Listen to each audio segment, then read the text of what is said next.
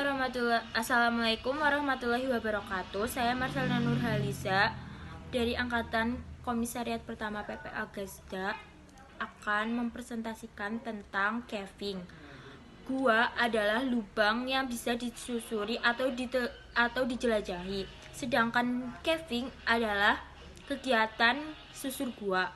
Gua dibagi menjadi dua, yaitu ada gua alami dan gua buatan. Gua alami itu yang terbentuk secara alami seperti gua Lobangi atau gua Siem. Sedangkan gua buatan yaitu gua yang dibuat oleh manusia, contohnya seperti sumur dan tambang. Lalu ada fungsi gua. Yang pertama adalah sebagai tempat cadangan penyimpanan sumber air. Yang kedua sebagai perlindungan manusia maupun hewan. Yang ketiga sebagai penambangan mineral. Yang keempat sebagai objek wisata. Yang kelima sebagai objek sosial budaya. Yang keenam untuk laboratorium ilmiah. Lalu ada bahaya penelusuran gua. Yang pertama ada faktor alam. Contohnya itu adalah banjir, kurang oksigen, gempa bumi, terus oksigen beracun, beberapa ciri-ciri ketika kehabisan oksigen. Lalu ada faktor manusia. Contohnya adalah kurangnya alat, gempa bumi, terus oksigen beracun, beberapa ciri-ciri ketika kehabisan oksigen. Lalu ada faktor manusia. Contohnya adalah kurangnya alat, terjepit, terpleset, dehidrasi, hipotermia, atau peralatan yang kurang lengkap atau rusak. Lalu ada ornamen dalam gua. Yang pertama ada stalaktit, yaitu ornamen gua yang bentuk ujung tombak memanjang dan meruncing ke bawah, menempel pada atap gua, terbentuk dari air yang mengandung larutan kapur yang tinggi, menetes melalui titik kecil pada gua. Lalu ada stalagmit.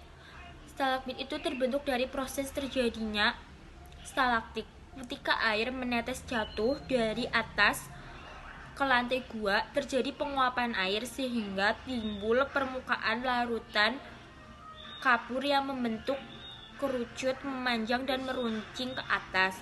Lalu yang terakhir ada pilar atau tiang, terbentuk dari ujung-ujung stalaktit dan stalagmit yang menyatu. Ada macam-macam gua. Yang pertama ada gua lava, gua batu gua batu kapur, gua litoral, dan gua pasir. Lalu ada ciri-ciri gua. Yang pertama itu gelap, suhu konstan. Yang ketiga tidak mengenal waktu. Yang keempat terletak di antara dua lembah. Dan yang kelima tanaman di depannya subur dan khas. Dan yang terakhir adanya kelelawar. Lalu bentuk gua yaitu ada gua vertikal. Gua vertikal itu adalah gua yang tegak lurus sampai ke dasar. Lalu ada gua horizontal, yaitu bentuk gua yang mendatar dan dapat ditelusuri dengan berjalan, merangkak, merayap, dan sebagainya. Lalu yang terakhir ada gua kombinasi, yaitu gua antara vertikal dan horizontal. Lalu bahaya penelusuran bagi gua. Yang pertama, lingkungan gua menjadi kotor. Yang kedua, rusaknya ornamen gua. Yang ketiga, adanya coret-coret. Yang keempat, adanya pembangunan di dalam gua.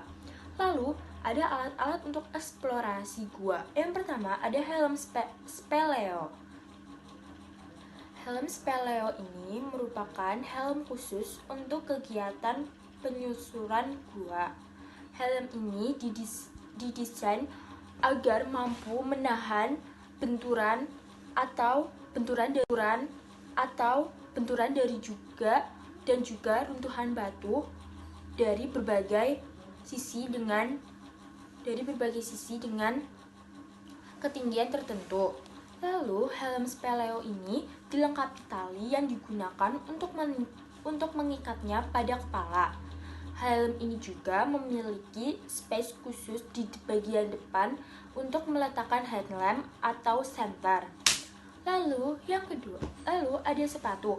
Karena mayoritas medan gua berair, sebaiknya sepatu yang kamu gunakan adalah sepatu boot karet. Sepatu ini bisa melindungi kamu dari genangan air atau melindungi kamu dari gesekan bebatuan. Kamu juga bisa menggunakan sepatu PDL yang biasanya digunakan untuk angkatan militer. Pilih mana yang menurutmu paling nyaman digunakan. Lebih baik gunakan sepatu boot karet. Mapping adalah gambaran prospektif gua yang dipenyaksikan ke atas. Lalu ada alat mapping, yaitu ada climometer, rolmeter, alat tulis menulis, dan kompas. Lalu ada alat untuk eksplorasi gua. Alat eksplorasi gua yang pertama ada helm speleo. Helm speleo ini merupakan helm khusus untuk susur gua, kegiatan penelusuran gua. Helm ini didesain agar mampu untuk melindungi, menahan benturan dan runtuhan batu dari berbagai sisi. Helm speleo ini dilengkapi tali yang digunakan untuk mengikat pada kepala. Helm ini juga memiliki space khusus di bagian depan untuk meletakkan headlamp atau senter. Yang kedua ada sepatu. Karena mayoritas medan gua itu berair, sebaiknya sepatu yang kamu gunakan adalah sepatu boot karet. Sepatu ini melindungimu dari genangan air ataupun melindungi dari bebatuan. Kamu juga bisa menggunakan sepatu PDL yang biasanya digunakan untuk angkatan militer. Yang ketiga ada boom. Boom merupakan perlengkapan caving yang berbentuk tabung dengan selang terhubung ke bagian helm. Umumnya ada dua bagian pada tabung ini, yaitu yang pertama bagian atas yang berfungsi untuk menampung air, dan tabung bawah yang berguna untuk mengisi karbit. Karbit ini berguna untuk penerangan. Lalu yang keempat ada alat penerangan. Ini wajib banget ya mengingat kondisi gua yang sangat gelap, bahkan di siang hari sekalipun. Ada jenis alat penerangan yang sering digunakan, yaitu penerangan elektrik seperti senter dan headlamp, dan penerangan non-elektrik yaitu seperti karbit dan lilin. Saat ini lebih banyak orang yang menggunakan alat penerangan elektrik karena lebih praktis dan mudah dibawa. Lalu yang kelima ada sarung tangan. Sarung tangan juga wajib ada. Ini berguna melindungi tangan dari gesekan permukaan yang kasar, batu yang tajam. Fungsi lainnya adalah melindungi tangan dan gesekan tali yang bisa saja menimbulkan luka dan panas. Lalu ada pelampung. Perlengkapan caving yang satu ini bisa kamu bawa jika kondisi genangan air sangat tinggi di dalam gua itu. Pelampung dapat mengurangi resiko tenggelam saat melakukan penelusuran gua. Lalu yang terakhir ada single rope technique SRT set. Disebut SRT set karena perlengkapan terdiri dari beberapa komponen. SRT set sebaiknya memang dimiliki karena biasanya ukuran tubuh masing-masing orang berbeda, sehingga jika sudah memiliki alat ini, masing-masing akan memudahkan pengaturan alat.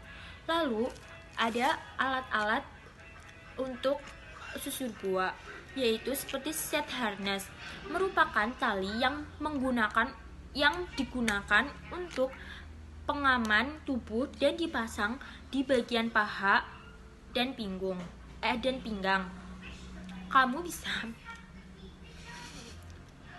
Kamu bisa memilih harness tipe instan yang bisa langsung dipakai tanpa harus mengikat manual. Tapi